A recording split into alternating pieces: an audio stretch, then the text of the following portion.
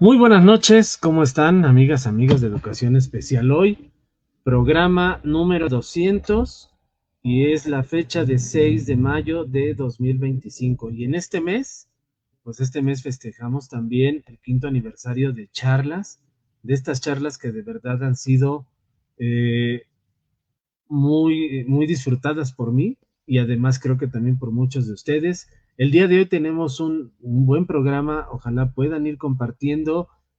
Vamos a hablar de la inclusión laboral desde una experiencia en Sinaloa y vamos a hacer algo también bien significativo, un reconocimiento al docente de educación especial, pero también les tengo una sorpresa que ahorita se las voy a compartir y les voy a presentar a nuestra invitada. Por aquí ya está la doctora Luz Marina Payán Valenzuela, desde Sinaloa. ¿Cómo está, doctora? Muy buena noche. Buenas noches, un placer estar con ustedes en Educación Especial hoy. Admiro muchísimo el trabajo que haces, Alfonso Millán, y bueno, pues te sigo cada que puedo y estoy muy contenta de que en el programa número 200 me hayas invitado a estar contigo para celebrar, para festejar y para recordar a grandes maestros de la educación especial, no solamente en Sinaloa, sino en todo México. Sí, vamos a tener un programa bastante interesante. Quizás nos va a faltar tiempo para hablar de bastantes cosas. Tenemos que felicitar a muchos maestros, tenemos que hablar de lo que es la inclusión laboral y también, pues les tenemos, les decía, una sorpresa, ¿no? Que a ratito se las voy a compartir. Ojalá puedan conectarse más todavía, pasen la voz. Pues la voy a lanzar de una vez, doctora, si me lo permite, y ahorita la presento como debe de ser. El día 22 de mayo tendremos por acá en Ciudad de México al doctor Pedro Covarrubias y va a dar una conferencia. Entonces, el maestro Salvador Cano Galindo, que es uno de los organizadores de este evento, pues nos regaló 10 cortesías, que a ratito les voy a decir cómo se las van a ganar para personas que viven aquí en Ciudad de México para asistir a esta conferencia. Y disculpen, no es el 22, es el sábado 24 de mayo. Aquí les voy a compartir para que ustedes puedan ver. Este, Aquí está. Este es el cartel, que sería el 24 de mayo a las 10 horas y la conferencia que se llama Pautas para la Intervención Educativa Diversificada. Y el maestro Salvador Cano Galindo nos está regalando 10 pases para que puedan ir a ustedes absolutamente uno de los organizadores de esta conferencia. Entonces, más a ratito les voy a decir cuál va a ser la dinámica para que 10 personas de Ciudad de México puedan ganarse este pase a esta conferencia. Y bueno, entonces en un ratito vamos a ver cómo lo vamos a desarrollar. Pero entonces lo que voy a hacer ahora es pues presentar a la doctora. Híjole, también un largo recorrido, muchos aprendizajes que ella tiene por compartir, pero bueno, les voy a dar algunos de las cosas que la doctora hace. Bueno, ella es licenciada en Educación Especial con la especialidad en problemas de aprendizaje de la Escuela Normal de Especialización del Estado de Sinaloa.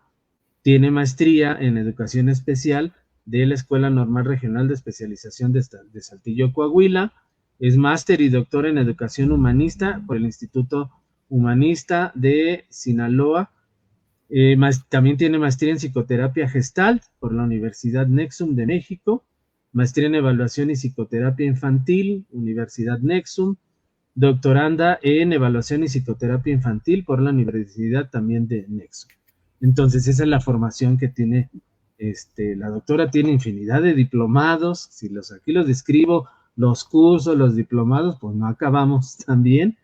Pero, pues parte de la experiencia que tiene, pues ha sido profesora y asesora en diversos diplomados, profesora de niveles de licenciatura, maestría y doctorado en instituciones de nivel superior. Ha disertado diferentes conferencias en diversos espacios y así como participaciones en simposiums. ¿Qué más? Coautora de 2 capítulos de libros de alumnos con de aptitudes sobresalientes. Ha sido jefa de departamento del estado de Sinaloa, también de educación especial. No, hombre, bastantes cosas, doctora. Muy bienvenida y pues digo, hay muchas cosas que pudiéramos compartir, pero pues no acabaríamos con toda la experiencia que usted ha venido adquiriendo en estos años de servicio.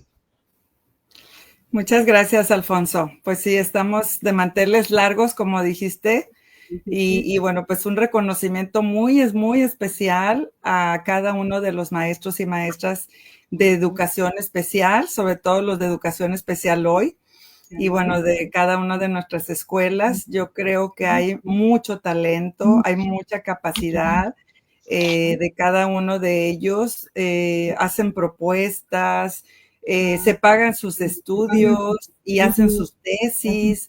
Y bueno, tendríamos también muchas oportunidades de conocer cada investigación que ellos realizan.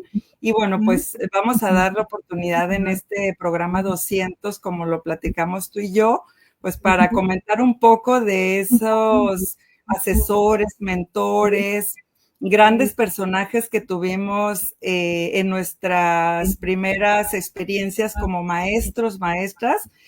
Casi no me gusta decir cuánto tiempo de antigüedad tengo porque luego empiezan a sacar la edad de nosotros y bueno, pero en 33 años de servicio que tengo, pues he tenido oportunidades importantes en las escuelas donde he estudiado y bueno, me gustaría que diéramos un poquito ese reconocimiento a quienes nos han brindado toda su sabiduría. Y bueno, pues tú y yo platicábamos un poquito de Helen Keller, que quien no conoce, ¿no?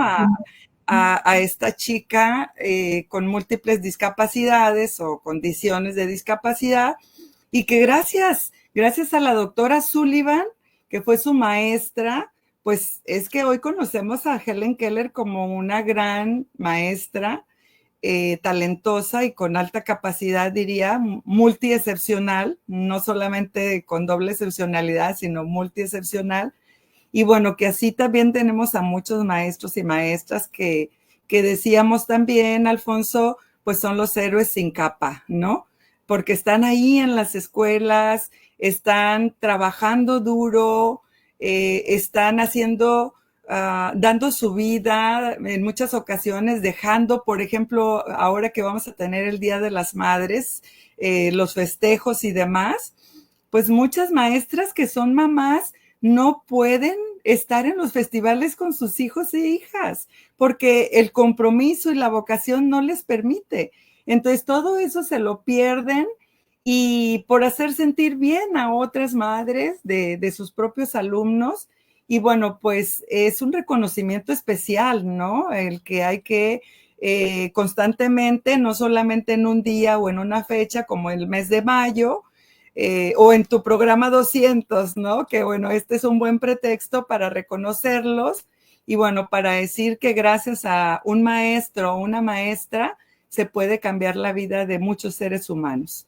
Entonces, por eso estamos aquí hoy celebrando el programa 200, pero también el 5º aniversario de Educación Especial hoy y que espero que sean muchos, pero muchos, Alfonso, porque todo tu Sí, trabajo, justo. todo tu programa que haces es de mucho aprendizaje para todos nosotros.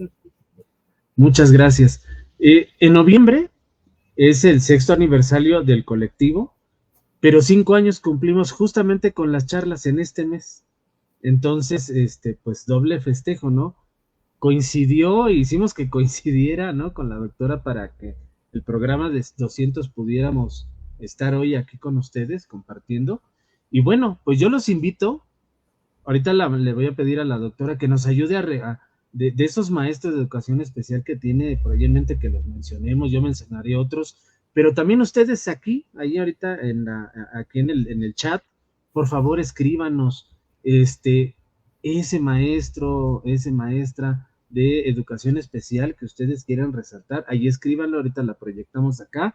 Y entonces, Luz María, ¿quiénes podríamos como ir nombrando, ¿no? Usted hace ratito, bueno, platicábamos tras bambalinas y a lo mejor también vamos a aprovechar de la doctora Margarita Gómez Palacios, que usted, igual nos quiere compartir un poquito de eso y ahí, pues vamos hablando de algunos de estos personajes que tengamos. Quizás nos falten muchos, pero vamos a ir nombrando algunos. Claro que Iniciamos. sí. Sí, claro que sí. Bueno, sí comentábamos que cuáles maestros son los que más recordamos, ¿no? En educación especial, por ejemplo, el nombre de Margarita Gómez Palacio, ¿quién no lo conoce? Estuvimos trabajando muchos temas, aspectos importantes de la educación especial junto con Emilia Ferreiro, que traía toda la propuesta de lectoescritura, que así es como la denominábamos. Entonces, todos aquellos que trabajamos en grupos integrados, que en realidad grupos integrados, pues todos los niños de la escuela primaria o de preescolar o de principalmente de primaria y de secundaria, que eran los niños reprobadores, eran los niños que no aprendían en la escuela, aparentemente no tenían ninguna condición de discapacidad, pero no aprendían, entonces los ponían todos juntos, desde primero a sexto en muchas ocasiones, y los atendíamos abajo de un arbolito porque no tenían aulas suficientes en las escuelas para brindar esa atención especializada que se requería. Entonces nos juntaban a todos los niños que pues tenían problemas, tanto de aprendizaje como de conducta, como disruptivos, como los niños agresivos, como, ¿no? Todos estos casos que hoy también se presentan, pero en aquel tiempo, de hace 30 años atrás, así se denominaban, ¿no? Grupos integrados. Y bueno, pues quien no tenía la posibilidad de asistir a tomar cursos o de maestrías o de más especialidad, pues los libros que teníamos a la mano eran los de Margarita Gómez Palacio, ¿no? Y de Emilia Ferreiro, y entonces pues aprendimos los niveles, ¿no? De la lectoescritura, que si eran silábicos, presilábicos, silábicos, silábicos alfabéticos y alfabéticos, y luego tratábamos de interpretar también la forma de escritura de los niños, que a veces están en cuarto, en quinto, y pues parecía que acababan de empezar la primaria, ¿no? Que hoy también se da con la pandemia y con todas estas situaciones de rezago educativo que tenemos, que les invito también a que consulten muchísimo los materiales de UNESCO y de ONU, que tiene investigaciones súper importantísimas en el estudio de cómo vamos en la educación a nivel mundial, a nivel nacional, ¿no? A nivel local, y cómo se vincula también con otras organizaciones. Hay materiales muy, muy valiosos, no dejemos de consultarlos y de conocerlos, pero bueno, estamos hablando de la historicidad de la educación especial, y bueno, traemos aquí a nombres muy relevantes en la historia de la educación especial. Además de Margarita Gómez Palacio, pues está el nombre del doctor Eliseo Guajardo Ramos, que también muchos de nosotros los conocemos o lo conocimos por sus grandes aportes, ¿no? Y en cada uno de los estados de la República también pudiéramos listar a 10, 20 o hasta 30 personas que fueron los que fundaron la educación especial en cada una de las entidades y que afortunadamente pudimos conocerlas a través de documentos escritos o de antologías que hacíamos nosotros mismos a veces en la asesoría técnico-pedagógica, y íbamos encontrando experiencias muy enriquecedoras a través de todo lo que ellos nos dejaron como legado. Y bueno, pues para no ampliarnos mucho, porque es corto el tiempo en el programa, pues yo invito a que hablemos un poco del doctor Eliseo Guajardo Ramos, que además es mi amigo, le decía Alfonso, que he tenido la oportunidad de estar colaborando y pues con una bonita amistad.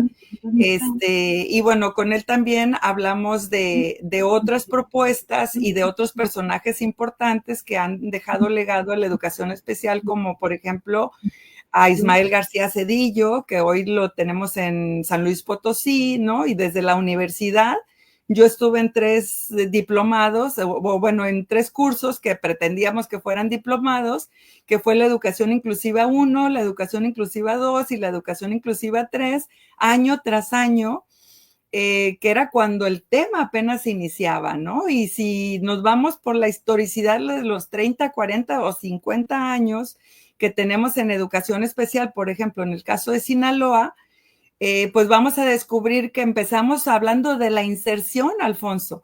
hablábamos de que los alumnos estaban insertos en los salones de clases cuando eran los grupos integrados, ¿no? Como que los íbamos metiendo, aceptando un poco, ¿no? Porque lo que queríamos era que estudiaran los niños, independientemente si tenían 10, 12 o 15 años, tenían que entrar a la escuela. Entonces fuimos avanzando en la educación especial y de la inserción pasamos a la integración, pero tuvimos que esperar 20 años, Alfonso. No fue rápido, ni tampoco fue fácil. Y entonces hablábamos de que éramos escuelas integradoras y vinieron todos estos seminarios, ¿no? Que yo creo que también tú disfrutaste y aprendiste muchísimo de ellos, con todas las propuestas de las españolas, que ahora son tus amigas, ¿no? Que bueno, estaba la doctora Reizábal y bueno, que ahora tú también has tenido en tu programa, ¿no? A Casanova. Y bueno, pues adoptamos todas estas propuestas españolas y las hicimos nuestras. Le guste quien no le guste, pues así nacimos y así crecimos y así seguimos, ¿no? Adoptando estas propuestas españolas y algunas latinoamericanas y otras estadounidenses y bueno, lo que nos va llegando y nos va acomodando, pues hacemos como un tipo de eclecticismo, ¿no? Pero es básicamente lo que hace el maestro de educación especial. Toma todo aquello que le sirve para poder enseñar a aprender, y que el alumno aprenda a leer y escribir, que aprenda las matemáticas, que aprenda lo que pueda aprender, porque muchos nos dijeron que, o les dijeron a ellos y a sus padres, que no iban a poder aprender, porque desde que llegaron al mundo ya traían toda esa etiqueta puesta en la frente. Y entonces hay que hacer un reconocimiento a los maestros de educación especial de todos los niveles educativos, porque hemos sabido, a través de nuestra vocación, nuestro compromiso y, bueno, nuestra labor que hacemos, porque también me cuento entre ellos, para sacar adelante a muchísimas generaciones de chicos que no daban un peso por ellos, porque así decían coloquialmente y por error, porque nunca debimos de haberlo dicho eso, ¿no? Entonces, bueno, pues, ¿quién no recuerda a Escandón Minuti con sus programas también de televisión, ¿no? Todos esos programas que ella grabó y que los seguimos viendo y seguimos aprendiendo de ella, o Gabriela Tamés, que estuvo muchísimos años también en educación especial en México y visitó muchos estados de la República y que hoy gozamos de su amistad, o Gabriela de la Torre, que estuvo también de responsable del programa de actitud sobresaliente, que hoy es la coordinadora de Pauta, y que también la reconocemos muchísimo como es una de las 100 mujeres más importantes, y muchos de nosotros no sabemos, ¿no? Entonces, así como cada nombre, como cada persona, como cada maestra y maestro que ha hecho el cambio en educación especial, pues hoy estamos hablando de inclusión. Después de 20 años de haber trabajado con la integración educativa, y bueno, que hoy por hoy sigue siendo una propuesta que muchos maestros agradecen, maestros regulares, como les denominamos, ¿no? ¿Por qué? Porque fuimos asesores siempre, Alfonso, y lo seguimos siendo, porque es nuestra esencia, ¿no? Es nuestra esencia, ser especialistas de algún área, de alguna propuesta que dominamos más, háblese del trastorno del espectro autista, háblese de cualquier tipo de trastorno, del déficit de atención e hiperactividad o sin hiperactividad, o de tantos síndromes que también tenemos ahí, que el DSM-5 hoy ya nos está diciendo, pues así los llamábamos, pero hoy los tenemos que llamar de esta forma, ¿no?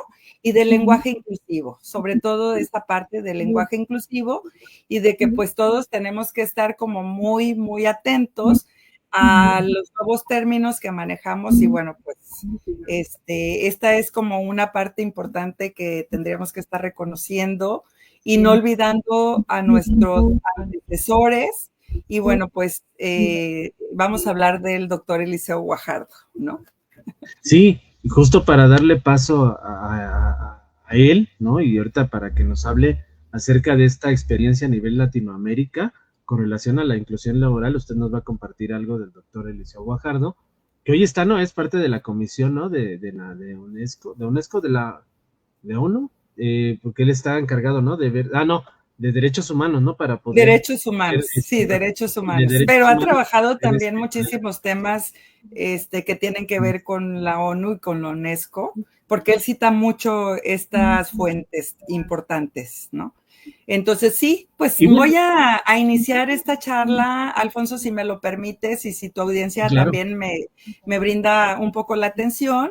Es un breve comentario sobre política pública, que es como tendríamos que adentrarnos al tema de inclusión laboral en Latinoamérica, para iniciar, ¿no? Con todo este trabajo que hoy nos compete y reconocer justamente lo que hacen los maestros de educación especial en los centros de atención múltiple, que atienden desde inicial a laboral, en el caso de las comunidades que son pequeñas, o en los centros de atención múltiple laborales, cuando ya pues hablamos de una población grande, como de 80, 90 o 150 estudiantes, que ya egresaron de las escuelas de educación básica y que luego no saben qué rumbo es el que van a tomar, ¿no?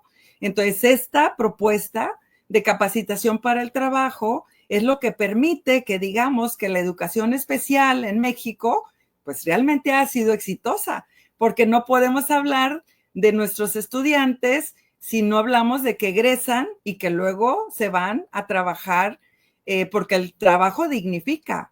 Y bueno, qué mejor que también tengan un ingreso, ¿verdad? Que su trabajo sea remunerado y bueno, con todas las de la ley, como todos quisiéramos, ¿no? Que puedan tener una casa, que puedan tener servicios, pues, médicos, el apoyo de todo esto que todos gozamos cuando tenemos un trabajo, ¿no? Porque pues la salud es prioritaria y sobre todo para ellos que también en ocasiones pues tienen muchas situaciones adversas, ¿no? Entonces, pues vamos a entrar en materia y yo quiero compartir un poco del trabajo y de los materiales que hemos leído muchísimas veces del doctor Eliseo Guajardo, porque él escribe para un diario en Morelos, porque él está de responsable también en la universidad del programa de inclusión, ¿no? Trabaja muchísimo propuestas importantes. Y bueno, pues él dice que no pocas personas se preguntan con relación a los estudiantes que tienen una condición de discapacidad. Y estos alumnos que ingresan, cursan o terminan en la educación superior o también que egresan de los CAN laborales, pues se hacen muchísimas preguntas. Entre algunas de ellas es, cuando los chicos con alguna condición de discapacidad egresan de la educación superior, porque hablamos de ciegos, hablamos de sordos, o hablamos en ocasiones de una discapacidad intelectual mínima, ¿no? Que también han podido salir con algunos estudios de carreras técnicas, o en el caso del ICATSIN o CECATI, que son las instituciones de capacitación para el trabajo que tenemos, o en ocasiones los CONALEP, ¿no? O los bachilleres también, que ya salen también en ocasiones con algunas carreras técnicas. Y entonces, pues, la pregunta que siempre nos estamos haciendo es, ¿cubren los requisitos de egreso? Es que en realidad los chicos con una discapacidad cumplen con un perfil de egreso y pueden ser personas que vayan a trabajar. ¿Cómo es el dominio de una segunda lengua, por ejemplo, a nivel de 2 de los estándares cuando se les pide que dominen 2 idiomas, ¿no? O lengua de señas mexicanas. Y corresponden también en el logro de una titulación o de una cédula profesional. Es decir, los chicos con discapacidad aspiran a tener una cédula profesional. Estas y otras preguntas más se hace el doctor Eliseo Guajardo en estos importantes temas. Por ejemplo, otra pregunta que se hace es, ¿qué van a hacer una vez que obteniendo su licenciatura, en el caso de los que han logrado salir de educación superior, en qué van a trabajar? ¿En qué se van a emplear? O al salir de los CAN laborales, ¿cuáles empresas abrirán las puertas para darles oportunidad de obtener un trabajo? Y personas que están viviendo con ellos, familiares que están en sus mismas casas, en muchas ocasiones dudan de que ellos puedan desempeñarse laboralmente y los sobreprotegen o los minimizan, tienen muy bajas expectativas sobre la capacidad que ellos tienen. Yo, en lo general, estoy en los cursos de capacitación hablando en la mayoría de las ocasiones que vayamos a tener otra mirada, no veamos la limitación, veamos la capacidad, veamos la destreza, veamos la habilidad, veamos los estilos de aprendizaje de nuestros estudiantes, veamos qué es lo que ellos pueden seguir haciendo día tras día, semana tras semana, y que no se aburren, que están contentos, que están satisfechos haciéndolo, porque eso es a lo que ellos se quisieran dedicar, pero en ocasiones no observamos profundamente esos desempeños. Y bueno, nos dice el doctor Eliseo, hay que entender que es una cuestión que el nivel académico profesional obtenido en la universidad o en el CAM o en otras instituciones de capacitación para el trabajo son diferentes y los perfiles laborales son diferentes también. Entonces tenemos que referirnos a aspectos como la diversidad funcional, Alfonso.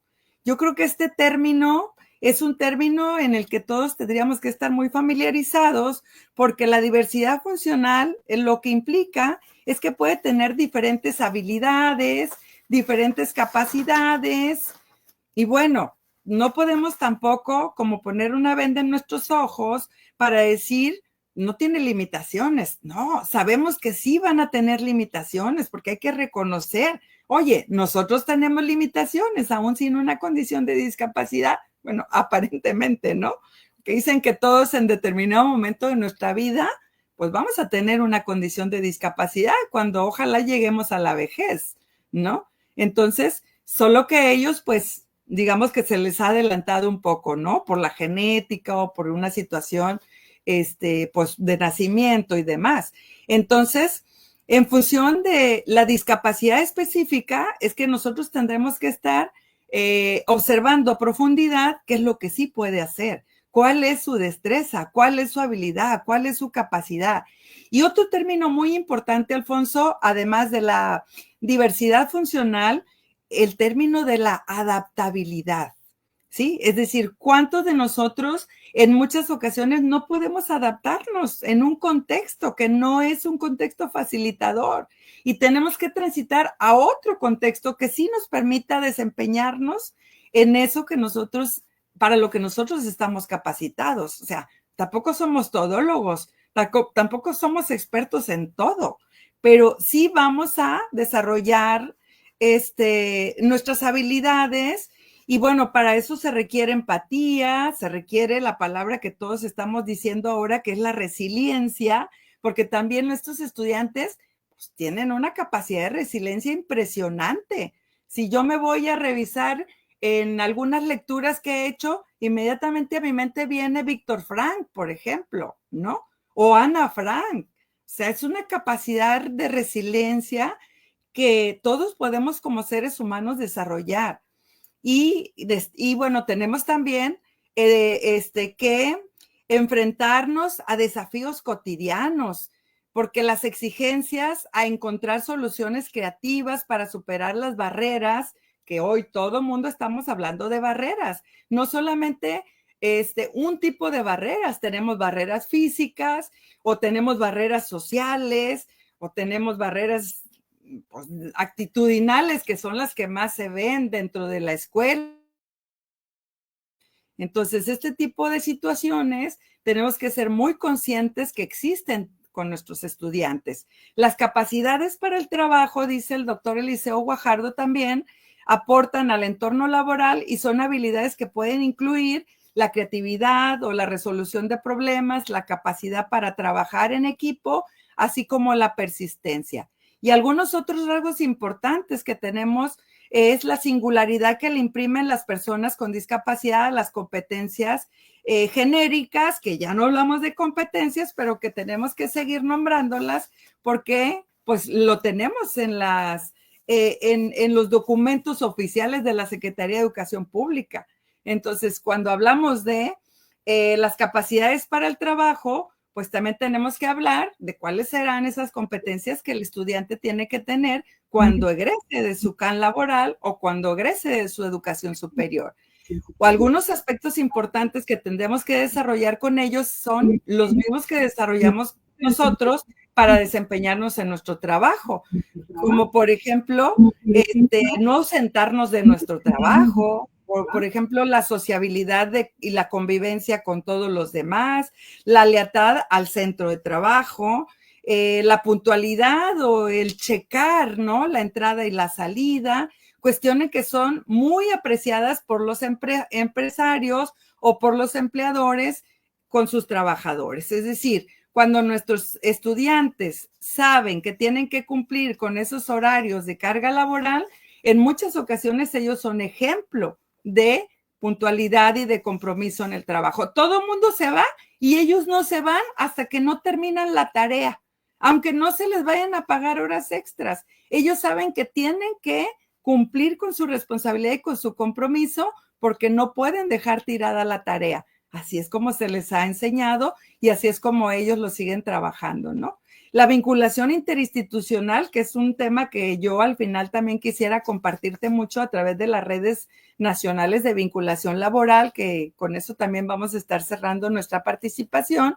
En la vinculación interinstitucional existen evaluación de perfiles profesionales que se aplican en los DIF.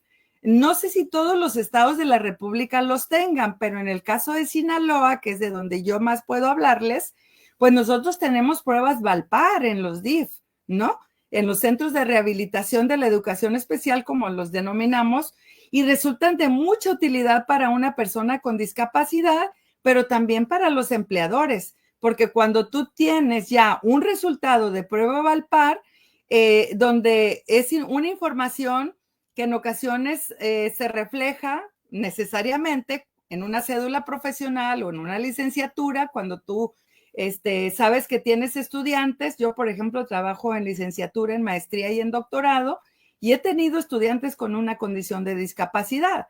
Entonces, ¿cómo evalúas a esos chicos? Pues lógicamente que no los puedes evaluar igual que todos los demás. Tienes que diversificar toda tu forma de cómo estás desempeñando tu trabajo y adecuar todo esto para que puedas reconocer y conocer en ellos hasta dónde está ese dominio. Pero si tú quieres aplicar una evaluación formal, igual a todos, homogéneo, por supuesto que los vas a amolar, o sea, en el mejor sentido y en la palabra coloquial, ¿no? Pues no podemos hacer igual este tipo de prácticas, es decir, reproducir esto, no lo podemos seguir haciendo igual. Entonces, vamos a trabajar con programas complementarios.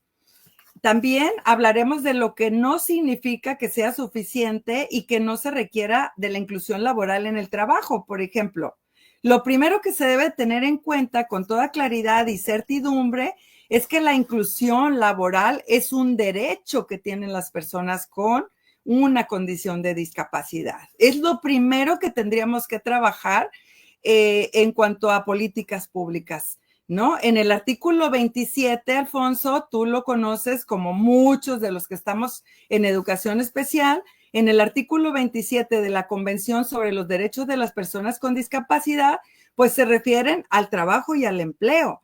En este caso, es brindar oportunidades de ser seleccionado para un empleo en igualdad de condiciones. Esto es sin la desventaja con relación a las personas que no tienen una condición de discapacidad. Y bueno, para ello se tiene derecho a los ajustes razonables y a las ayudas técnicas que también han hablado en diferentes ocasiones en tu programa, ¿no? No vamos a profundizar en esta ocasión, pero sí tendríamos que estar diciendo que dicha selección y que el ingreso para el desempeño en el trabajo, pues tendríamos que ofrecer esos ajustes razonables. Es decir, si vamos a darles la oportunidad de que ellos se desempeñen en un trabajo, hay que observar a profundidad cuál serían eso que más necesita para poder nosotros, pues, brindarles esas oportunidades en igualdad de condiciones, dirían en algunas ocasiones, y otros diríamos con equidad, ¿no? Entonces, el acceso al empleo deberá ser para el sector público y para el sector privado, con las mismas remuneraciones y las mismas prestaciones estipuladas para el puesto, ¿sí? ¿Por qué? Porque pues tienen sus derechos y hay que hacerlos valer. La inclusión laboral no es un proceso que se propicia espontáneamente, se debe de promover mediante políticas públicas afirmativas, por eso estamos tocando el tema a nivel de Latinoamérica, a favor de las personas con una condición de discapacidad. Los estudios sobre la inclusión laboral han encontrado 4 tipos de acciones afirmativas para la inclusión laboral, como es el de, pues, uno que está publicado recientemente con el financiamiento de Alemania, que es el CNALM-ASB-BMZ, cuyos autores son, ustedes pueden googlear si quieren conocer a profundidad la propuesta, es una propuesta alemana, José Luis Buitrago, corredor, y Julio César Martínez Castaño y Adriana Laborde Galvis, que tú conoces. Y bueno, la propuesta es una situación actual y prospectiva de la empleabilidad de las personas con discapacidad en Latinoamérica. Está el sistema de cuotas de empleo, por ejemplo, aquí ya vienen las formas de cómo se puede emplear a esta población, el de políticas de reserva de cupos o las vacantes, la igualdad en las condiciones de empleo y los incentivos fiscales y beneficios económicos. Todo esto es importante que nosotros lo tengamos presente porque vamos a poder tener una vinculación interinstitucional con la empresa y nosotros vamos a hablar en su mismo idioma. Cuando llevemos a los chicos a que ellos conozcan qué es lo que pueden desarrollar, ¿no? En un currículo modular o en la currícula modular. Entonces, el sistema de cuotas de empleo, ¿de qué se trata? Ese nos habla de fijar un porcentaje en la plantilla de empleados por centros de trabajo. En Latinoamérica, por ejemplo, en comparación con México, porque es importante saber qué hacen los otros países de Latinoamérica y qué no estamos haciendo en México. Entonces, algunos fijan desde el 1% hasta el 4% de trabajadores con una condición de discapacidad. Son cuotas fijas obligatorias para las empresas y algunos países lo han impuesto al sector público, otros lo han impuesto al sector privado. Los hay que están por cuota o por ambos sectores. También están los países que no han fijado estas cuotas ni para el sector público ni para el sector privado. ¿Qué país crees que del que estamos hablando? Pues no es otro más que nuestro querido México, ¿sí? Entonces, no tenemos cuota obligada en México, tampoco tenemos en lo público y menos tenemos en lo privado. Entonces, la política de reserva de cupos o de vacantes es que se les asignen lugares en el sector público para compensar las desigualdades en las oportunidades de empleo, pero no se asegura que se tenga empleo de forma más sistemática. Es un tanto arbitraria y restringida esta política. La política para la igualdad en las condiciones de empleo aplica también para el género, para poblaciones originarias con discapacidad y para otros grupos que están vulnerables y que, bueno, ahora los conocemos con muchos nombres, ¿no? Esto ocurre en diversos procesos de contratación, nos dice el doctor Eliseo Guajardo, y el empleo, la capacitación, los ascensos y los salarios igualitarios. Entonces, se procura una especie de diseño universal, ahora que hablamos tanto del diseño universal de aprendizaje, también para la inclusión laboral tendríamos que estar hablando en sus procesos de contratación, de procurar espacios de diseño universal en el empleo, más que una política focalizada, afirmativa. Tendríamos que estar hablando de una política existente en el continente latinoamericano, que es la de incentivos fiscales, que es la mejor que funciona para los empresarios, que son los beneficios económicos o los centros de trabajo que emplean personas con condición de discapacidad y a ellos se les remunera pues en el SAT, ¿no? Que también es como una propuesta de incentivos para el empresario que tiene la posibilidad de contratar a los chicos que egresan no solamente de educación superior, sino también de los CAN laborales. Entonces, casi siempre son incentivos tributarios que compensan las condiciones que pueden reponer el esfuerzo que hacen los empleadores privados. En la Ciudad de México, en tu ciudad, segura estoy que tú conoces la Ley para el Desarrollo de las Personas con Discapacidad, que estipula o estipularon en determinado momento el jefe de gobierno, y entonces él otorga la facultad de descuentos fiscales, porque hay una ley que les exige esto, los gastos de inversión para realizar adaptaciones físicas y de equipamiento para las personas con discapacidad que haya contratado el empresario. Y bueno, pues haciendo ya una conclusión de todo esto para no ampliarme más, hoy muchos países tienen más que un incentivo tributario, que es lo que nosotros aspiramos en México. En Latinoamérica tiene un subsidio a la nómina de los empleadores que tienen trabajadores con discapacidad, como es el caso de Argentina, es el caso de Colombia y es el caso de Uruguay. Entonces, estos 3 países en Latinoamérica lo están llevando como algo obligatorio. Entonces, pudiéramos perfectamente nosotros reconocer, conocer, profundizar qué es lo que están haciendo estos países latinoamericanos en cuanto a la empleabilidad de las personas con una condición de discapacidad y empezar a trabajar nosotros con estas propuestas, ¿no?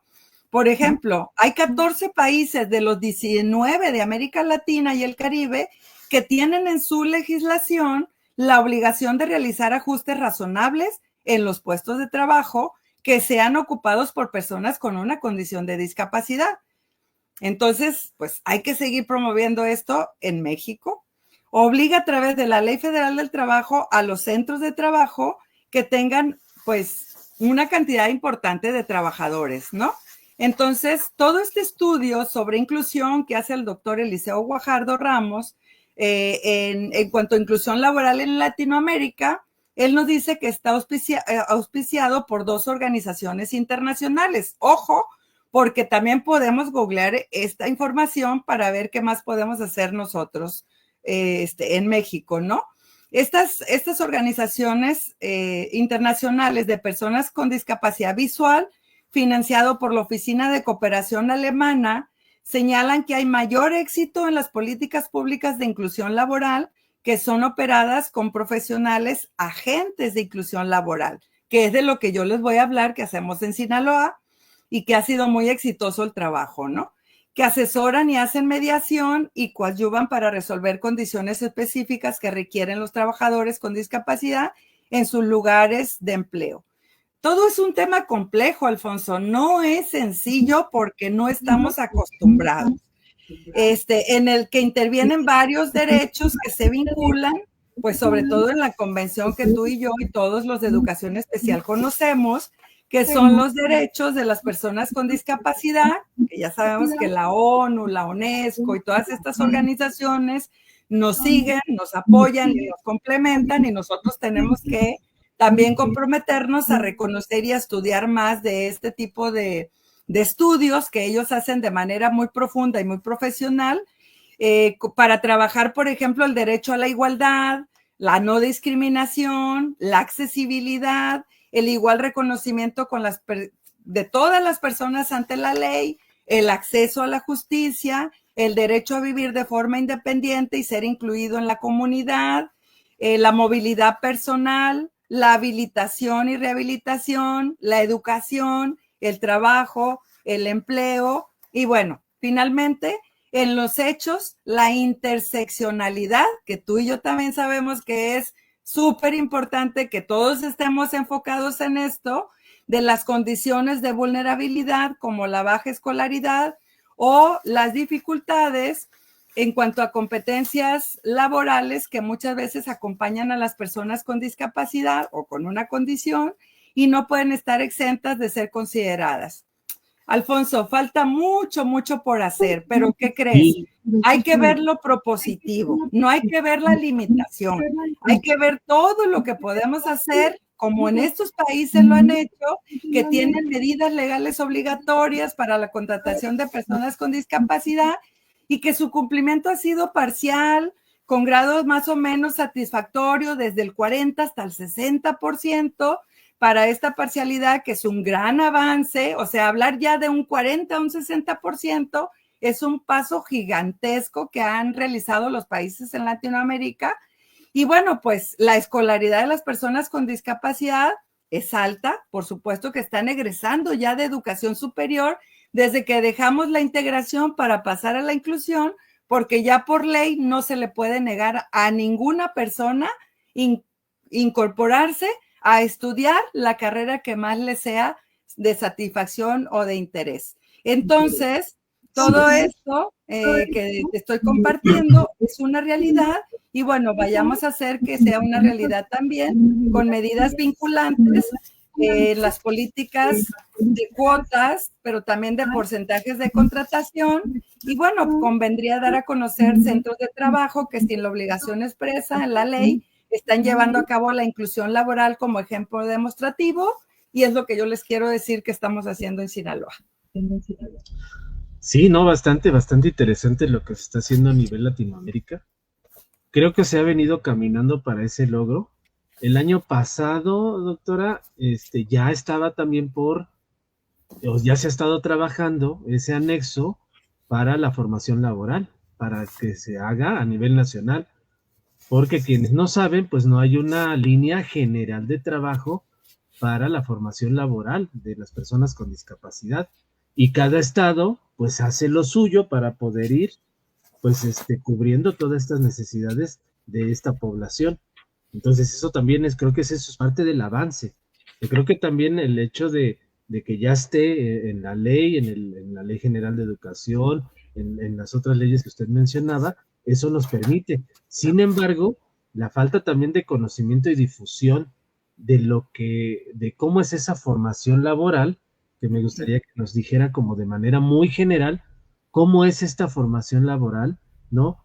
¿Qué objetivo tiene y cómo se va trabajando? Así muy general para que lo puedan tener las personas que nos están escuchando, y aprovechando ahí, doctora, ese vínculo desde la experiencia del trabajo de Sinaloa con con los espacios de trabajo que se pueden ir abriendo. Pues no sé si para que lo podamos ahí acotar esas dos planteamientos, doctora, si nos quisiera platicar. Claro que sí. Te pediría que me pusieras la fotografía que te dije, pues del actor principal de quien voy a hablar, porque estamos haciendo reconocimiento a los docentes que nos han dejado legado y que nos han permitido aprender muchísimo de las propuestas que han trabajado por mucho tiempo en los CAN laborales. Y bueno, en esta ocasión voy a hablar específicamente del doctor Francisco Joel Vibriesca Pulido, que es un sinaloense de Escuinapa, nacido en Escuinapa, y bueno, maestro normalista.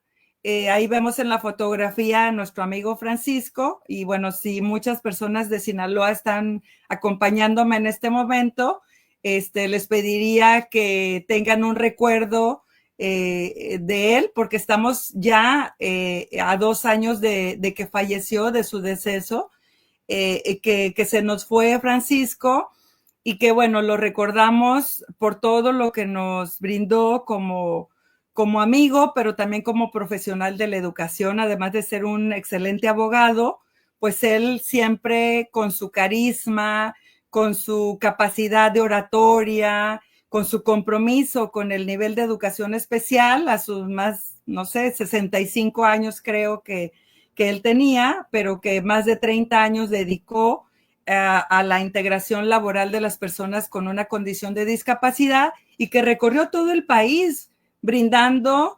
este conocimiento que él pues recopiló a lo largo del tiempo en una propuesta denominada de capacitación en ambientes reales de trabajo o en ambientes laborales.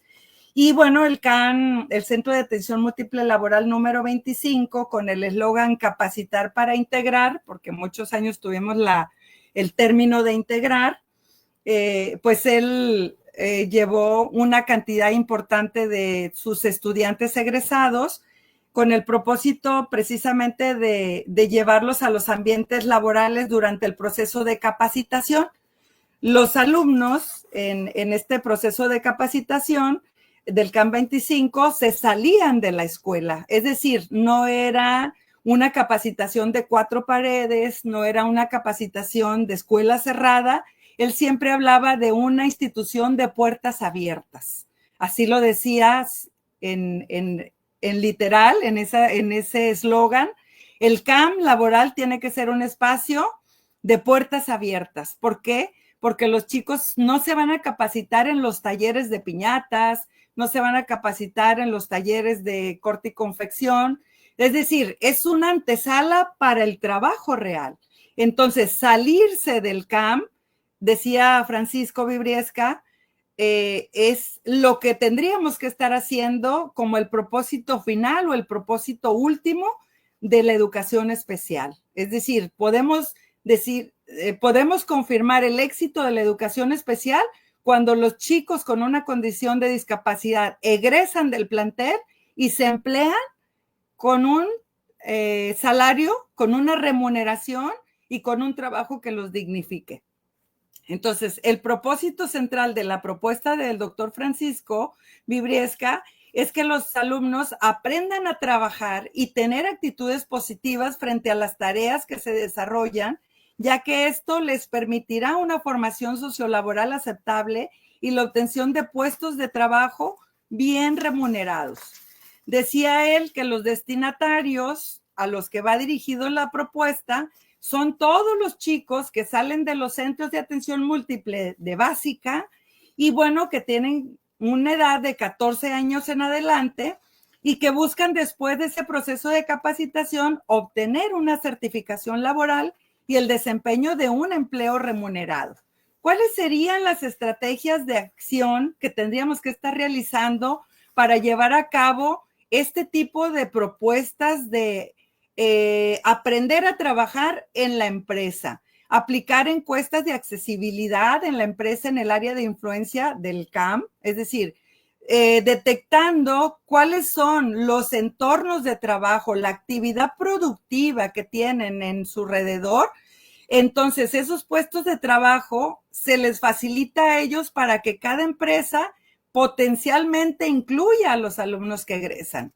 En un ejemplo muy coloquial que también él nos decía, es si está Tostadas Doña Lupe a una cuadra del CAM, ¿por qué no haces una cuadrilla de alumnos? El maestro, el docente de educación especial, el maestro de grupo, que en este caso sería el maestro de taller de cocina, los lleva a las Tostadas Doña Lupe. Caminas una cuadra o 2 o 3 o lo que puedas para no arriesgarlos porque vas a empezar a sacarlos de la escuela si no te has atrevido a hacerlo.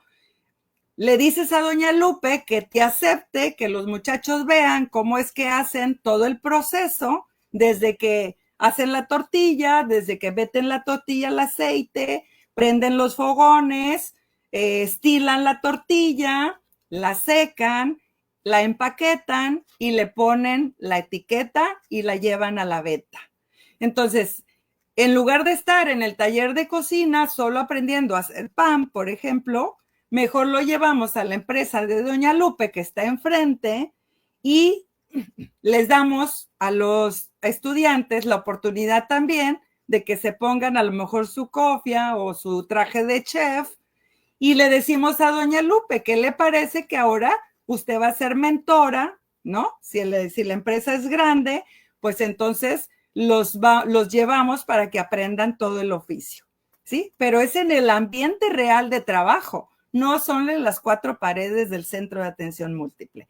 Y así vamos trabajando por cuadrillas en la carpintería, que a lo mejor es carpintería Telles, no sé, otra carpintería, o a lo mejor es como en el caso de Mazatlán, que hay muchísimos hoteles y hay turismo y hay muchos puestos de trabajo. Entonces, hay que sensibilizar a los empresarios, hay que sensibilizar a los dueños de los talleres para que permitan que los alumnos aprendan colaborando como ayudantes en algún puesto de trabajo. Integrar las cuadrillas que asistirán a capacitarse en la empresa con 10 alumnos coordinados de manera permanente por un instructor laboral quien los apoyará dentro de la empresa, durante el tiempo que dure el proceso de capacitación y se seleccionarán a los alumnos para formar cuadrillas en base a los criterios o con base en los criterios de habilidades, de actitudes, los intereses que tienen los chicos, la actividad productiva de la empresa. Se selecciona al instructor que coordinará la cuadrilla, presentará la cuadrilla en la empresa, establecerá horarios y normas de trabajo apegándose a los requerimientos propios de las empresas. Ellos tendrán que checar de entrada, tendrán que checar de salida, tendrán que ir con su uniforme pulcros, limpios, con sus uñas bien cortas, con sus zapatos bien boleaditos, porque ya van a estar trabajando en la empresa. No solamente van a estar de estudiantes, van a estar de colaboradores de la empresa. Entonces se colocan a los alumnos en cada uno de los puestos de trabajo, respetando sus intereses. Los alumnos deben estar por diferentes puestos de trabajo, siempre guiados y motivados por su instructor. Los alumnos y los instructores asisten diariamente a cada empresa sin necesidad de que asistan al CAM a tener el homenaje o a tener otras actividades. Mejor los llevamos a la empresa. A lo mejor sí estaremos pues evaluando en algunas ocasiones en el CAM, o a lo mejor los alumnos que no puedan incorporarse por algún motivo, pues tendrán que quedarse con uno, ¿verdad? Pero no la totalidad de la población. Entonces los instructores asisten diariamente a cada empresa en lugar de asistir al CAM. Y ya en ese proceso de capacitación se lleva a cabo en el ambiente real de trabajo. El equipo de apoyo pues va a cada empresa para darle la asesoría, el apoyo, el acompañamiento necesario. Se establecen los convenios de colaboración por escrito entre la empresa y el CAM.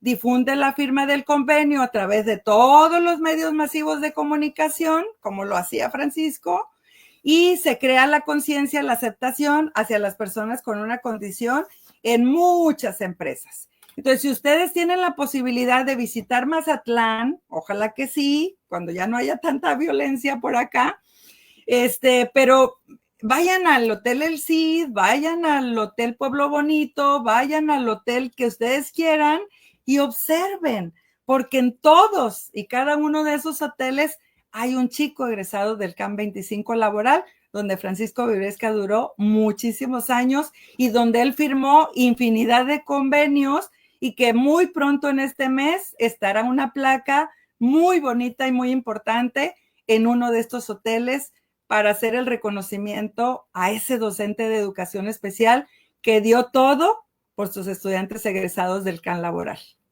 Así cerraría esta primera parte. Uy, no, bastante interesante. Aquí creo que también otro papel fundamental son las familias, ¿no? Nos hablaba, doctora, acerca de todas estas habilidades que estos jóvenes ya deben de llevar a cuando ingresan a esta formación laboral, y que también en lo real a veces llegan sin habilidades. ¿Por qué? Por muchas situaciones que a veces desde la familia, una experiencia muy rápida. Estando trabajando yo en un camp, llega una madre de familia y me dice, pues voy a dar de baja a mi hijo. Y le preguntaba por qué. Dice, es que no es posible que si ni en mi casa lava trastes, ¿por qué lo hace aquí? Estaba en el taller de serigrafía el joven, ¿no? Claro. Y entonces, a veces desvinculamos todas estas habilidades que tienen que ver con muchas cosas que hacemos desde casa en lo común, pero que en la vida práctica, pues también la hacemos. ¿Quién de nosotros no limpia su escritorio, no barre, no hace ciertas actividades para mantener un espacio limpio? Que ese es uno de los elementos que están en los módulos de la formación laboral, ¿no? En la limpieza y el cuidado de mi espacio de trabajo. Y bueno, ahí podremos hablar mucho, pero ¿cuál sería el papel de las familias también, doctora? ¿Cómo desde esa experiencia ya han vinculado a las familias para que permitan? Porque acá también uno de los datos, hay jóvenes que por las familias no asisten también a estas experiencias de prácticas laborales, por ejemplo. ¿Cómo ustedes lo vivenciaron, doctora? Sin lugar a dudas, no se puede trabajar sin el apoyo de la familia. O sea, por más que queramos hacerlo, si la familia no está convencida, es muy poco lo que se puede lograr, Alfonso. Entonces, ¿cuál es la dinámica que se tiene que seguir con la familia? Que te acompañe en ese proceso desde el primer día que el estudiante va a salir de las 4 paredes o de la malla ciclónica del edificio de la escuela, ¿sí? Vamos a darle la certeza, la seguridad y la confianza al padre, a la madre, al tío, el abuelo, a quien vaya a dejar al chico, porque todavía a esa edad, pues, siguen estando muy dependientes de la familia. Hay mucho temor de que les pueda suceder algo, que alguien les pueda dañar, y es razonable y es justificable, y hay que entender a los papás. Las familias que tenemos a alguna persona con una condición de discapacidad, pues lo sabemos perfectamente. Entonces, hay que trabajar muchísimo con las familias en talleres de socioadaptación. Esto es básico.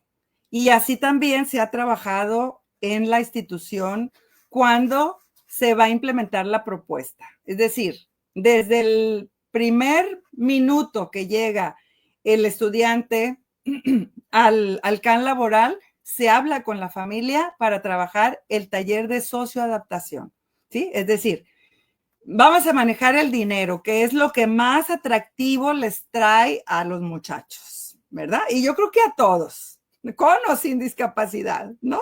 Con una condición o no, con un trastorno o no.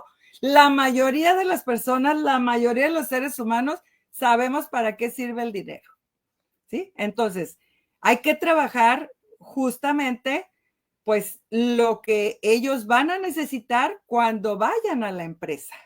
¿Qué sería esa primera parte? Pues la pulcritud, la salud, la limpieza y la alimentación, ¿sí? Entonces, hay que trabajar con los padres de familia desde la incorporación de este tipo de temas. Tú sabes que siempre tiene que haber algunas escuelas para padres, entre comillas, que ya esos niveles no se hacen de la misma manera que se hace en educación básica, pero que sí son acompañamientos cercanos con la persona, la tutora o el tutor o el mentor del chico, para decirles, él tiene que venir pulcro, porque usted tiene que pensar que viene a trabajar. Desde el primer momento que llega, hay que pensar que él no va a la escuela, él va a un centro empresarial.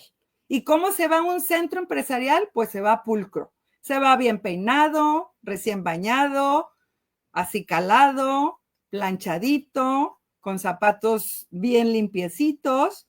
Y bueno, hay que enseñar modales, ¿no? Hay que decir gracias, hay que decir por favor, hay que saludar, ¿no? Que son pues las reglas de urbanidad que todo el mundo tendríamos que estar promoviendo desde las primeras edades hasta que nos vayamos de este mundo, porque es la convivencia, es lo que nos va a permitir estar con el otro en una armonía, en una satisfacción, en una alegría. Entonces, el taller de socioadaptación es riguroso y se tiene que trabajar con los padres de familia.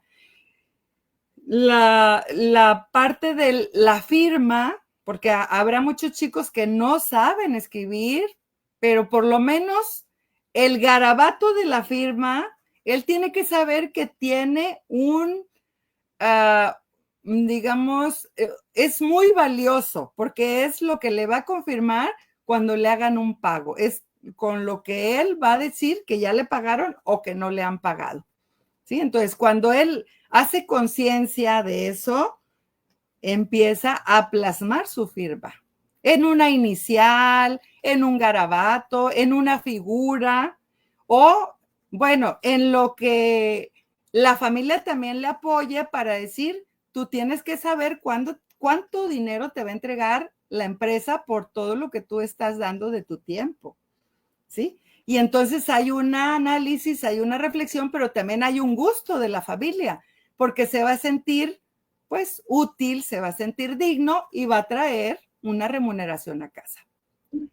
Entonces, cada alumno aprende esas conductas de adaptación que le facilitarán incluirse, ya sea en la familia, ya sea en la cuadrilla, y participará también con una gran cantidad de experiencias socioadaptativas y laborales, basándose esas experiencias de aprendizaje tanto en los contenidos establecidos en las diferentes currículas modulares de capacitación de las empresas donde están integradas las cuadrillas. Por ejemplo, se van a realizar también asambleas de información, sensibilización y orientación de la siguiente manera en el caso de Sinaloa. Información de los padres o a los padres de familia sobre el proceso de capacitación de cada alumno. Sensibilización a los trabajadores de las empresas donde asisten las cuadrillas para que acepten y apoyen a los estudiantes, y es muy probable que las familias tengan que acompañar en las primeras ocasiones para que el chico aprenda a usar pues el sistema público, ¿no? Para saber cómo va a llegar a ese lugar de la empresa, porque no siempre va a tener que ir con el maestro de taller, sino cuando ya se vaya a quedar en la empresa, él va a tener que saber qué camión es el que va a tomar, y tanto cuando inicie su jornada laboral como cuando termine su jornada laboral, ¿no? Entonces eso se logra por hábito, eso se logra porque todos los días lo vas a hacer, porque todos los días tienes que llegar a ese lugar. ¿Que se van a perder? Sí, se van a perder en algunas ocasiones, pero todas las estrategias se aprenden también. Es decir, hablas con el señor chofer del camión a la misma hora que se va a subir y ya hasta se hacen amigos de ellos, ¿no? Entonces se conocen muchas experiencias gratificantes de personas que los ayudan a llegar o a regresar a casa. Dice también en esta propuesta que las orientaciones socioadaptativas con los alumnos en las cuadrillas se mejora muchísimo el desempeño laboral y el sociopersonal. O sea, no solamente estás capacitando para la parte laboral, sino para la parte humana, la parte del desarrollo personal. Y bueno, pues lógicamente que se tienen que estar haciendo pláticas de sensibilización con los papás, con las familias, pero también con los empresarios, con los medios de difusión, con los medios masivos de comunicación. Hay que hacer mucha difusión de este trabajo, también con grupos de empresarios, con las dependencias gubernamentales, con el objeto de abrir espacios para el empleo remunerado de las personas con alguna condición de discapacidad, Alfonso. Híjole, y pudiéramos seguir hablando de este tema. Creo que la parte de la formación e inclusión laboral es un tema muy amplio, que creo que hay ciertas ventajas que se han venido realizando. Por un lado, ya en la misma Ley General de Educación se habla de la importancia de la formación laboral para las personas con discapacidad. Creo que ya es un avance. Están estos anexos que también ya están próximos a salir una vez que salgan los lineamientos generales de la educación especial a nivel nacional, que eso nos ayudaría a ir homologando ciertas cosas, ¿no? Y sustentar en los anexos esta formación. Pero pues también hay más esfuerzos, doctora, y con eso me gustaría ir cerrando este espacio. Creo que nos da para poder seguir compartiendo. Pero antes de eso, doctora, quiero volver a compartir lo de el doctor Pedro Covarrubias, porque ya estamos prontos a decir cómo va a ser la dinámica. El maestro Salvador Cano Galindo nos está regalando 10 pases para una conferencia que se va a desarrollar el sábado 24 de mayo en la alcaldía Gustavo Amadero, aquí en Ciudad de México, y ahorita les vamos a decir la forma de cómo se pueden ganar estos 10 pases. Lo había comentado para Ciudad de México, pero vamos a invitar también a Estado de México, que están cercanos aquí a la ciudad, y que también puedan participar. Entonces, quienes puedan participar son 10 pases para esta conferencia, Pautas para la Intervención Educativa Diversificada, impartida por el doctor Pedro Covarrubias el sábado 24 de mayo. Ahorita les digo cómo nos vamos a ganar estos 10 pases. Y bueno, para ir cerrando la actividad. Les decía, entonces, ¿nos puede hablar un poquito de esta red de vinculación con la inclusión laboral que ustedes están impulsando? Y ahí mismo agregarnos qué organizaciones podrían estar conformando y apoyando esta red. Platíquenos para cerrar esta primera sesión, porque seguramente vamos a hacer otra, doctora. Gracias, muchas gracias, Alfonso. Sí, pues tuvimos la fortuna, tanto el doctor Francisco Vibriesca como una servidora, de ser las fundadores de la red nacional. Y bueno, primero estatal y luego la nacional, porque en repetidas ocasiones estuvimos en Ciudad de México, en la Secretaría del Trabajo y Previsión Social, para compartir toda esta experiencia que tenía Sinaloa. Año tras año estuvimos en punta de lanza con la cantidad de personas incorporadas o incluidas en empresas. Estábamos en el top, o sea, Sinaloa siempre era el estado de la República que más personas tenía incluidas en un trabajo bien remunerado. Y bueno, pues eso nos hacía acreedores a estar con los grandes líderes empresariales en la capital, ¿no?, de la República Mexicana. Y bueno, pues pudimos compartir en diversas ocasiones aspectos como este que te voy a comentar hoy, para cerrar ya mi participación. La Red Nacional de Vinculación Laboral, que es una estrategia de la Secretaría del Trabajo y Previsión Social, así como del Servicio Nacional del Empleo, que se enfoca en la atención de grupos de la población que por diversas condiciones se enfrentan mayores barreras en la inserción laboral. Y bueno, ellos son los, digamos, los que están promoviendo, ¿no?, que se realice, pero tú sabes que en una red no existe un líder, sino que la red se compone por muchos liderazgos. Entonces, aunque la Secretaría del Trabajo y Previsión Social y el Servicio Nacional del Empleo eran los que estaban convocando, la Secretaría de Educación Pública estaba inmersa en toda esta actividad a través de sus actores, en este caso el doctor Francisco y una servidora, quienes éramos los que convocábamos a todas estas organizaciones para que mes tras mes se hicieran las reuniones con los empresarios y pudiéramos establecer cada vez más y más empresas que les brindaran la oportunidad a los chicos de estar primero practicando como si fuera un servicio social o unas prácticas profesionales como las hacen muchos estudiantes que egresan de las escuelas de nivel superior. Y bueno, pues la red impulsa todo esto a través de acciones conjuntas entre las distintas instituciones participantes que promueven la inclusión laboral en todas las personas que componen el grupo. Ya no solamente hablamos de los chicos egresados de los CAN laborales, sino que ya hablamos también de adultos mayores, hablamos también de personas con extrema pobreza, hablamos también de personas con VIH-Sida, hablamos también de personas, no sé, migrantes o con doble nacionalidad. Y bueno, pues todos estos grupos de población entran en la red, ¿sí? El objetivo de la red, ¿cuál es? Es fortalecer la inclusión laboral de las personas en condiciones de menor empleabilidad o vulnerabilidad, mediante la sinergia y articulación de las acciones que desarrollan las instituciones y organizaciones públicas y privadas sociales participantes.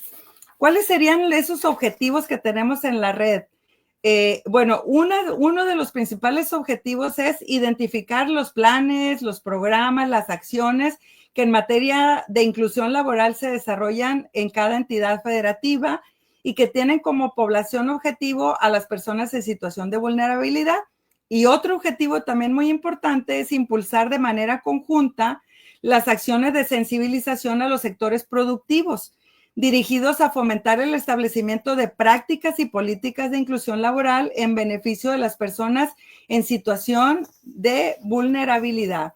Y bueno, pues, ¿cuáles serían los grupos de atención? Actualmente se cuenta con 32 redes de vinculación laboral, una en cada entidad federativa, bajo la coordinación de las oficinas del Servicio Nacional del Empleo, brindando servicios a grupos de la población, como lo son personas con condición de discapacidad, personas adultas mayores, personas jóvenes también, que no siguieron estudiando, pero que están desempleados, personas indigentes y también indígenas, es decir, rescatamos a los que no tienen empleo para poder brindarles la oportunidad de que dejen, por ejemplo, ese tipo de vida, mujeres o jefas de familia, personas liberadas, mujeres en situación de violencia, Y bueno, muchos otros grupos de la población en condiciones particulares de vulnerabilidad o menor empleabilidad que representan algún tipo de barrera para la vinculación laboral,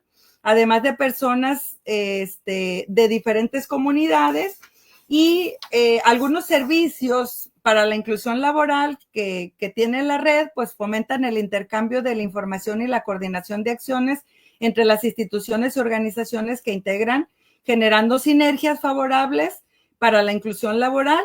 En cuanto a los buscadores de empleo, se les proporciona asistencia personal especializada de acuerdo con la especificidad de cada caso para que su inclusión laboral resulte exitosa, incrementando su empleabilidad, enriqueciendo sus competencias laborales, favoreciendo su desarrollo personal y laboral, por tanto, su permanencia en el empleo. Y bueno, algunos servicios y buscadores de empleo son, por ejemplo, la consejería laboral, también la colocación laboral, es decir, funcionamos como una bolsa de trabajo con los DIF, con el programa Valpar, y tú me decías que ya está el Conocer también trabajando en estas acciones, pero en nuestro caso pues tenemos los ICATSIN, los ECATIS, que también pues son grupos, más bien son instituciones de la Secretaría de Educación Pública que los certifican para el trabajo, y que tiene una cantidad importante de puestos, la elaboración de los perfiles laborales, que también son súper importantísimos,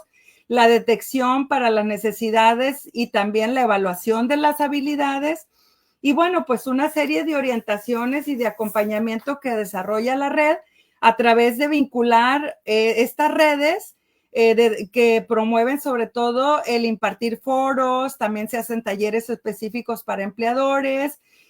Hay ferias, vamos a tener una feria próximamente en la ciudad de Mazatlán en este mes de mayo y aprovechamos las ferias para tener reuniones de la red y bueno, ahí es cuando vamos a también a tratar de poner la placa en esta empresa en reconocimiento pues al doctor Francisco Vibriesca. Y bueno, ¿por qué hacemos todo esto? Porque tratamos de difundir experiencias exitosas, Alfonso, en materia de inclusión laboral de personas en situación de vulnerabilidad en los centros de trabajo previamente identificados y partir de un distintivo de empresa incluyente. Tú recordarás que había uno que se llamaba Rincón Gallardo, ¿sí? Que también es pues un personaje que todos reconocemos y muchas ocasiones llevamos a personas a recibir ese distintivo. Hoy ya no lo tenemos, hoy ya no existe. Pero bueno, vamos a buscar otras formas de cómo distinguir a esas empresas que ya sabemos que pues fiscalmente les va bien porque hay una cuota y cada vez son más las empresas que se trabajan pues con la sensibilización y la coordinación nacional a través de la Secretaría del Trabajo y Previsión Social, del Servicio Estatal del Empleo, y de muchas organizaciones gubernamentales y no gubernamentales que ya no tenemos tiempo de mencionarlas, pero que estoy segura que cada uno de nosotros conoce o sabe qué organizaciones son las que están fomentando y trabajando para ir formando cada vez más una familia, ¿no? Porque igual las redes somos eso. Las redes de padres de personas con una condición de discapacidad finalmente se vuelven familias, Alfonso, y se suman y van colaborando. Igual con las redes de familias de niños con actitudes sobresalientes o de personas con actitudes sobresalientes. Entonces, ellos se complementan unos con otros porque van entendiendo a través de la sensibilización y de la reflexión, pues cuáles serían esas tareas, ¿no? Que se van a ir desarrollando día con día. Y bueno, pues aquí lo más importante que con lo que cerraría es que tratemos de tener mucha comunicación interna, primero nosotros como Secretaría de Educación Pública, que vayamos promoviendo cada vez más este tipo de acciones, que no se quede en las cuatro paredes cerradas de un plantel, sino que nos atrevamos a salir con el señor de la tiendita de la esquina para apoyar a los muchachos y que aprendan, o con los grandes empresarios que pueden ser los restauranteros, que pueden ser los hoteleros, que pueden ser cualquier tipo de servicios, ¿no? O en el último de los casos, cuando hay una necesidad muy, muy fuerte, una condición con grandes dificultades del chico, pues trabajar con los proyectos productivos, que también son un recurso importante que puede tener la familia. Entonces, pues yo aquí cerraría mi participación, aunque queda mucho todavía en el tintero por decir. Agradezco muchísimo la oportunidad que me diste para venir a compartir una experiencia exitosa en Sinaloa y que, bueno, reconozcamos a los maestros de educación especial. En este caso, pues a mi compañero, al doctor Francisco Vibriesca Pulido, que pues nos dejó anticipadamente porque todavía tenía mucho que dar, pero que sin lugar a duda nos dejó un gran legado y que, bueno, hay que reconocerle justamente en este tipo de foros. Muchísimas gracias, Alfonso. No, muchas gracias, doctora. Yo creo que continuaremos esta charla. Nos han pedido mucho hablar de esta formación laboral. Creo que con lo de hoy podemos sacar como algo más concreto, ¿no? Como para poder profundizar un poco más de estos procesos, porque además creo que les falta mucha difusión. Esa es otra de las realidades, ¿no? Tienen que ser mayor difundidos sobre cómo es la formación, ¿sí? Hacia dónde se direcciona y que las escuelas también aporten, ¿no? Para cuando estos niñas y niños que están en una escuela de educación básica, principalmente cuando hablamos de discapacidad, pues lleven herramientas para la formación laboral, ¿no? Que ya la maestra, la doctora nos compartió muchas de ellas, de las que ya tienen que venir desarrollando y que, bueno, tienen que poner en juego ya cuando están en esta formación y además, pues, en la práctica. Y bueno, pues vamos ahorita a decirles cómo va a ser la mecánica para esta conferencia del día 24 de mayo, es sábado 24 de mayo, es en la alcaldía Gustavo Amadero. Maestras, maestros de Ciudad de México y Estado de México que estén cercanos, esta va a ser la dinámica. Las primeras 10 personas que nos escriban al correo electrónico de Educación Especial hoy, se van a llevar su pase. Sí, de preferencia Estado de México, Ciudad de México, que es lo más cercano. La conferencia es el sábado 24 de mayo de 2025 a las 10 horas con el doctor Pedro Covarrubias. Entonces, el maestro Salvador Cano Galindo, que es organizador de este evento y ha organizado otras visitas también del doctor para ayudarnos con la formación en diversos temas, bueno, pues nos está regalando 10 pases y van a ser de esa manera. Las 10 primeras personas que nos escriban al correo de Educación Especial hoy solicitando su acceso a la conferencia y que además nos vieron aquí en el programa 200 con la doctora Marina, pues entonces se llevan su pase de entrada a esta conferencia. Esa va a ser la mecánica, las 10 primeras personas, pasen la voz, ojalá lo logren hacer en estos días, porque nada más son 10 pases que nos regala el maestro y el equipo de trabajo, el maestro Salvador Cano Galindo de Gustavo Amadero. Muy bien, pues esa es la dinámica. Muchas gracias, doctora. Aquí voy a dejar el correo para que ustedes lo puedan ver. Se los voy a poner aquí en los comentarios por si también no lo alcanzan a notar. Ahí están en los comentarios, lo acabo de integrar. Y pues un agradecimiento, doctora, por haber acompañado este programa 200, quinto aniversario de las charlas, ya casi el 6º de Educación Especial hoy en el mes de noviembre. Y bueno, pues no sé con qué quiera despedirse el día de hoy, doctora. Pues un agradecimiento, sobre todo a quienes estuvieron acompañándonos en el programa número 200. Gracias por darnos de su tiempo valioso y bueno, agradecerte a ti también por permitirme estar contigo justamente en este día de celebración y bueno, pues estar también acompañándome en este homenaje como lo comentamos de un principio, ¿no? Porque tenemos muchos héroes sin capa y es justo reconocerles. Gracias por dar su vocación, gracias por dar su tiempo, gracias por dar su vida en beneficio de los demás. Muchas gracias por su labor. Pues muchas gracias, doctora. Gracias a todos. Este mes seguiremos de festejo y ya saben, las 10 primeras personas que escriban al correo de Educación Especial hoy solicitando su acceso a la conferencia y que estuvieron hoy en el programa 200 acompañándonos con la doctora Marina, se lleva su pase de acceso a esta conferencia. Muy bien, pues muchas gracias. Aquí está, por acá anda el doctor Salvador, el maestro Salvador, que aquí es el que nos regala estos pases para esta conferencia. Muy bien, pues cuídense mucho, nos vemos la siguiente semana. Programa hoy número 200, pasen la voz, y el próximo martes, 9 de la noche, programa 201, para poder empezar nuevamente el ciclo. Muy bien, pues muchas gracias, doctora, no se desconecte. Gracias a todas, pasen la voz, y 10 personas que nos escriban al correo solicitando su pase a esta conferencia, pues ahí se los vamos a dar con mucho gusto. Bueno, pues buenas noches y que descansen. Saludos al doctor Pedro Covarrubias, que sigan los éxitos. Hasta pronto. Sí, igualmente, muchas gracias.